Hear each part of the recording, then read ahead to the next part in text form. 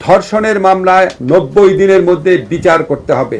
ধর্ষণের মামলা 15 দিনের মধ্যে তদন্ত কাজ শেষ করতে হবে। ধর্ষণের মামলা যদি 90 দিনের মধ্যে বিচার সম্পন্ন নাও হয়, এই অজুহাতে কাউকে জামিন দেওয়া যাবে না। অলরেডি সাথে সাথে যারা অভিযুক্ত আছে তাদের গ্রেফতার করা হয়েছে। আমরা এই মামলাটায় তদন্ত বিচারে যাতে বিন্দু মাত্র কালক্ষেপণ না হয় সেই ব্যাপারে আইন মন্ত্রণালয়, স্বরাষ্ট্র মন্ত্রণালয় সহ কনসার্ন যত সরকারি অফিস আছে সর্বোচ্চ মাত্রায় সজাগ থাকবো। এবং একই সাথে সাথে শুধু এই ঘটনা, ধর্ষণের ঘটনা না, অন্য যে কোনো ধর্ষণ বা নারীর প্রতি সহিংসতা রোধকল্পে আমরা কিছু আইনি পদক্ষেপ নেওয়ার কথা চিন্তা করেছি। আজকে সকালে এসে আমরা মিটিং করে সিদ্ধান্ত নিয়েছি এবং এটা কিছুটা পরামর্শ করতে হবে স্টেক হোল্ডারদের সাথে, তারপর ফাইনালাইজ করব। আমরা চেষ্টা করব কয়েক দিনের মধ্যে এই আইনগত পরিবর্তনটা আনার জন্য। আইনগত পরিবর্তনের বিষয়টা শুধু ব্যাখ্যা করছি আমার পক্ষ থেকে। একটা হচ্ছে আমরা দেখতাম নারীর প্রতি সহিংসতা বা নারীর প্রতি নির্যাতন, রেপের মতো কেসে ইনভেস্টিগেশন যে অফিসার ছিলেন, ইনভেস্টিগেশন অফিসার যখন 30 দিনের মধ্যে তদন্ত কাজ সম্পন্ন করতে না পারলে ওনাকে চেঞ্জ করে আরেকজনকে দেওয়া হতো, আরেকজন না পারলে তাকে চেঞ্জ করে আরেকজনকে দেওয়া হতো। এরকম ভাবে অনেকবার তদন্তকারী কর্মকর্তা পরিবর্তিত হতো, মামলার বিচার করতে অনেক দেরি হয়ে যেত।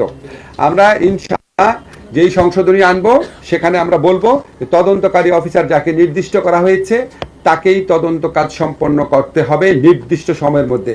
তদন্তকারী অফিসার পরিবর্তন করা যাবে না। এই যে তদন্তের সময় সেটাও আমরা অর্ধেক করে দিচ্ছি। আগে ছিল 30 দিন, এখন আমরা 15 দিন করে দিচ্ছি। বিচারের জন্য আগে সময় ছিল যেটা, সেটাও আমরা অর্ধেক করে দিচ্ছি। 90 দিনের মধ্যে ধর্ষণের মামলায় 90 দিনের মধ্যে বিচার করতে হবে।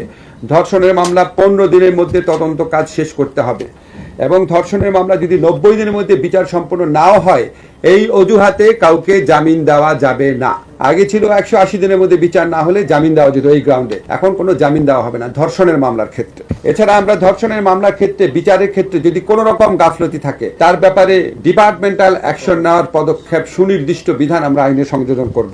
এছাড়া আমরা ধর্ষণের মামলার ক্ষেত্রে একটা সমস্যা হতো যে আপনারা জানেন যে ডিএনএ সার্টিফিকেট লাগতো। আমাদের দেশে সমস্ত অঞ্চলে ডিএনএ সার্টিফিকেট নেওয়ার সিস্টেম নাই, সুবিধাটা নাই। ফলে এই ডিএনএ সার্টিফিকেট নেওয়ার জন্য শুধু যে ভিকটিম তার না, অ্যাকিউজ যে পার্সন আসামি তারও ডিএনএ একটা ফরেনসিক রিপোর্ট লাগতো। এই ডিএনএ ফরেনসিক রিপোর্ট করার সুযোগ সুবিধা অত্যন্ত অপ্রতুল। এই জন্য ধর্ষণের মামলার বিচার অনেক দেরি হয়ে যেত। তো আমরা স্টেক হোল্ডারের সাথে আলাপ করে একটা সংশোধনী আনবো যে উপযুক্ত ক্ষেত্রে বিচারক যদি মনে করে শুধুমাত্র মেডিকেল সার্টিফিকেটের ভিত্তিতেই এই মামলার বিচার কার্য এবং তদন্ত কার্য চালানো সম্ভব, তাহলেই সেরকম ব্যবস্থা উনি নিতে পারবে।